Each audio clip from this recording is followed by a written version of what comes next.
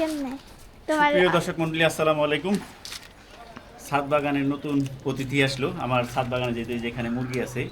তো মুরগির পাশাপাশি মুরগি একটু দেখাই আমরা। পোলাপান যেহেতু শখ করে, ওদের জন্য একটা জিনিস আনলাম। সবাই গেস করতে পারতেছেন কিনা জানি না এর ভিতরে কি আছে। চলেন আপনাদেরকে একটু দেখাই। এই যে দেখেন, এইটা হচ্ছে খরগোশ। তো আমরা এখানে ছেড়ে দিব। এই যে আরেকটা আছে।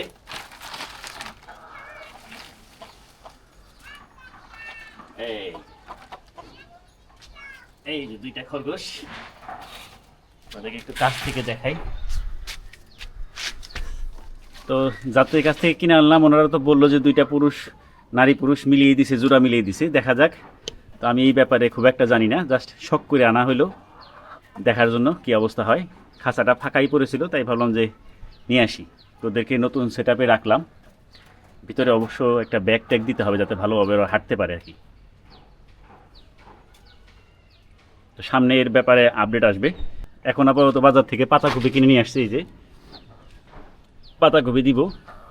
তো যারা খরগোশ সম্বন্ধে ভালো জানেন অবশ্যই কমেন্ট করে জানাবেন যে এইখানে কোনটা পুরুষ কোনটা স্ত্রী বুঝতে পারতেছেন কিনা। আসলে এমনি বোঝা যায় কিনা আমি জানি না। তো ওরা কি যেন দেখে বললো যে এটা পুরুষ আর এটা স্ত্রী, তো এইভাবে মিলিয়ে দিছে আর কি। তো যাই হোক, ঘেমে গেছি, বাইরে প্রচণ্ড গরম। আজকে হচ্ছে দ্বিতীয় রোজা চলতেছে, আজকে শুক্রবার।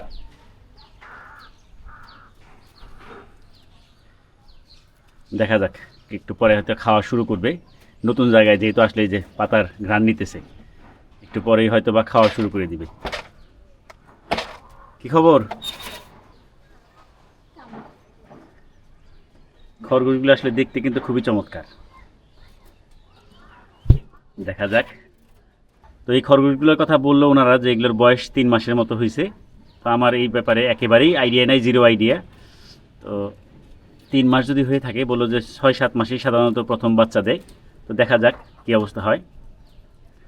খুবই চমৎকার সুন্দর দুইটা খরগোশ।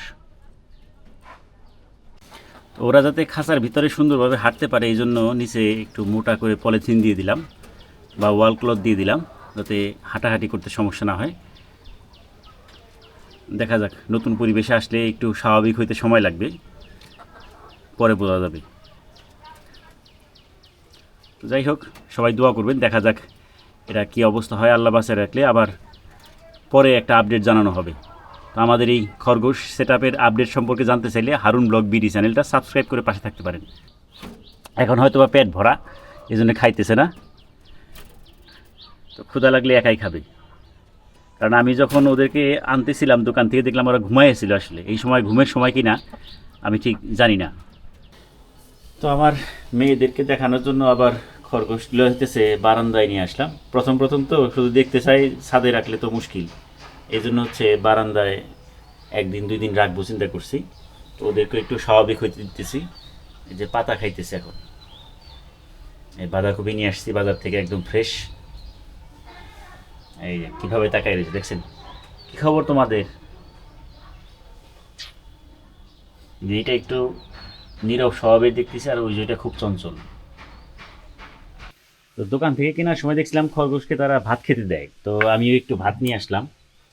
এখানে পাতাকপি তো রাখছি, পাশাপাশি একটু ভাত দিয়ে দেখি।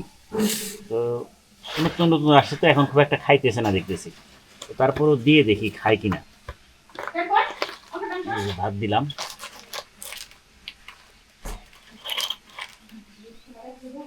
দিলাম, দেখা যাক। আসলে খরগোশগুলো একরকম হুট করেই কিনা হয়েছে।